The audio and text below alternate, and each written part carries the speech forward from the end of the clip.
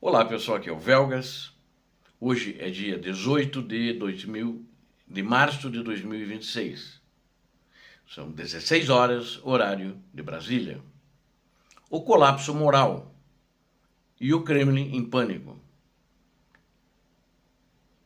É muito importante vocês entenderem e assistirem até esse vídeo. Peço que assistam até o final. Vocês vão ver de fato a direção que está indo internamente dentro da Rússia e que muitos acontecimentos provavelmente durante esse ano vão se precipitar e colocar em ameaça o regime do ditador.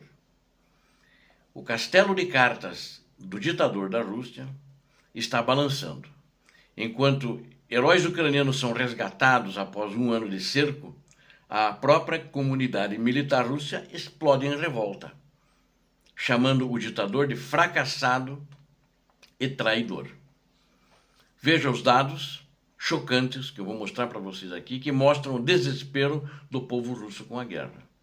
Assista até o fim para entender o início do fim do regime criminoso existente na Rússia. Peço para você que não é inscrito, inscreva-se. Peço a todos que deixem seu like, compartilhem com as suas redes sociais para que o mundo saiba a verdade.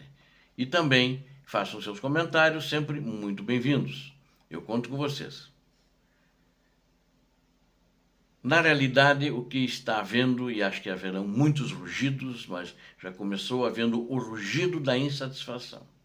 Enquanto a propaganda oficial, que é capitaneada pelo Kremlin, é a maior máquina de fábrica de fake news do mundo, está dentro do Kremlin, a séria lá, ela tenta pintar um quadro de estabilidade na Rússia.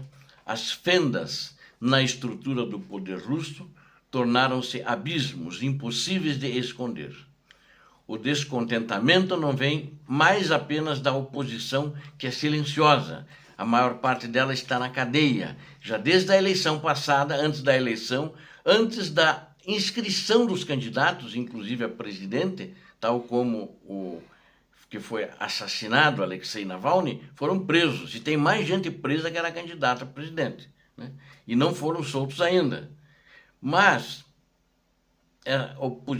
do coração da comunidade Z agora, os correspondentes de guerra, blogueiros, etc., que até ontem eram os maiores defensores da invasão, os rugidos já são sentidos há muito tempo de lá. E esses rugidos estão aumentando de intensidade, agregando mais gente. O que estamos vendo é uma acusação sem precedentes, sem medo, de que Vladimir Putin perdeu o controle e traiu seu próprio povo. E com isso, volta nesses críticos as trincheiras e a memória de Yevgeny Prigozhin, que era um criminoso, mas ele se opôs ao ditador da Rússia, ele que estava comandando o grupo Wagner, que era da propriedade dele, lá na Ucrânia. Então agora ele é lembrado, depois de morto, de uma maneira positiva, porque ele se opôs ao ditador e marchou contra Moscou. Canais populares na Rússia, chamados When, daí The Guns, Began to Sing, começaram a publicar o que antes era impensável. Mensagens de soldados na linha de frente em Dobropilha e Mirnohrad, lá onde o Kremlin vive dizendo que já domina 100% e está dentro da cidade. O Kremlin tem imposto eles seguidamente a correr e traz muitas baixas. Eles relatam perdas catastróficas dos soldados que estão lutando lá. Eles foram entrevistar esses militares lá e falta total de progresso. Está desmontando a narrativa do Kremlin e está desmontando o que esses propagandistazinhos aí estão dizendo também aqui no Brasil. Às vezes aparecem alguns aqui no canal. A sombra de Yevgeny Prigozhin volta a assombrar o Kremlin. As palavras do falecido, do assassinado líder do grupo Wagner, que chamou Putin de velho feliz e completo fracasso, agora ecoam na boca de blogueiros como Alexei Rodrigues. Rodrigues foi além, acusando o governo de ser antipovo.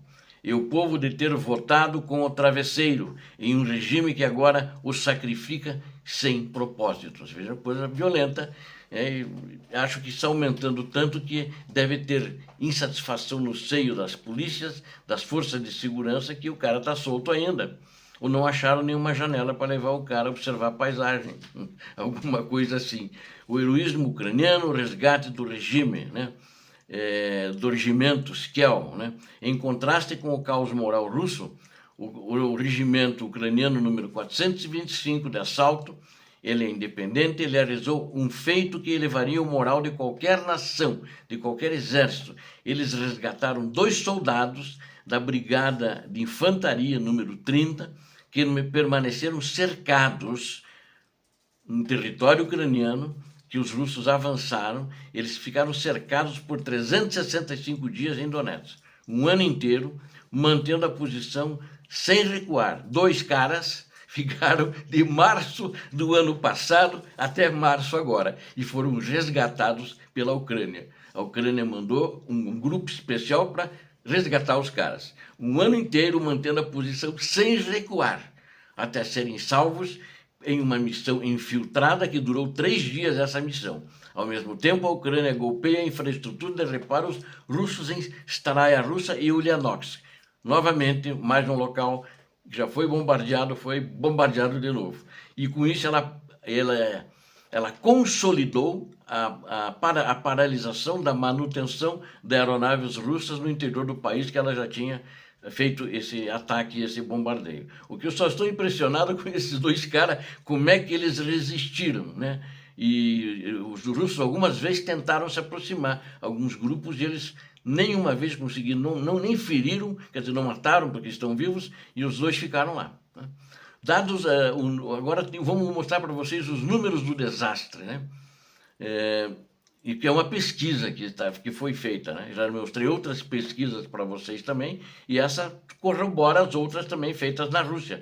Dados recentes do Centro Sociológico Campo Russo, o nome é Campo Russo, confirmam o que as redes sociais sugerem.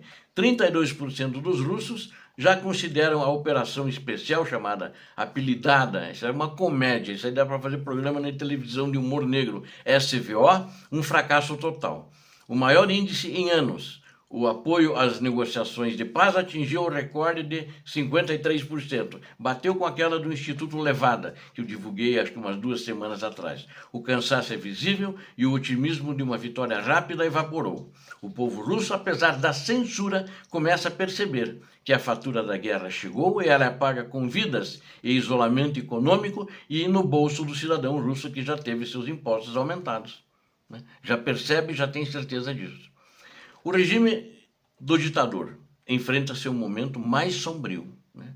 De um lado, a bravura inabalável dos guerreiros ucranianos, que não abandonam os seus camaradas, como esse exemplo agora. Do outro, uma Rússia fragmentada, onde os próprios apoiadores da guerra começam a gritar: traição, traição, traição. Putin é o traidor. O colapso moral é o precursor da derrota militar. Quando os olhos dos russos se abrirem totalmente para o fracasso do seu líder, que tem alguns que estão de olhos fechados e alguns de olhos semicerrados, mas quando eles se abrirem os olhos totalmente para o fracasso do seu líder, do seu ditador, não haverá propaganda que sustente o trono de Vladimir Putin. A justiça tarda, mas a história não perdoa os tiranos. Obrigado a vocês que assistiram a esse vídeo. Eu conto com vocês. Inscrevam-se no canal. Aqui vocês viram a verdade. Deem um like, compartilhem com suas redes sociais e façam seus comentários. Deus abençoe a todos vocês. Deus abençoe a Ucrânia. Deus abençoe o Brasil. Paz e bem. Paz para toda a humanidade.